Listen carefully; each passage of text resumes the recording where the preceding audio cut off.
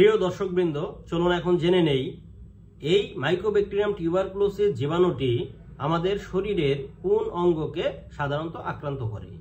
আমরা মোটামুটি সবাই জানি যে যক্ষ্মা রোগ ফুসফুস বা লাংসকে আক্রান্ত করে হয়, কিন্তু আপনারা জেনে অবাক হবেন মানবদেহের চুল এবং নখ বাদে শরীরের যে কোনো অংশেই এই যক্ষ্মা রোগ হতে পারে।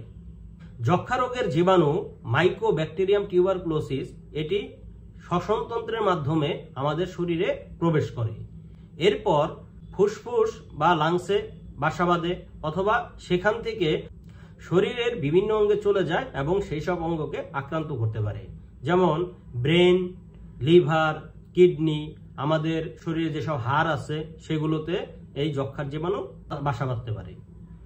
এছাড়া পাকস্থলী, টেস্টিস, ওভারি, স্কিন, এমনকি হার্টেও যক্ষ্মা রোগ হতে পারে।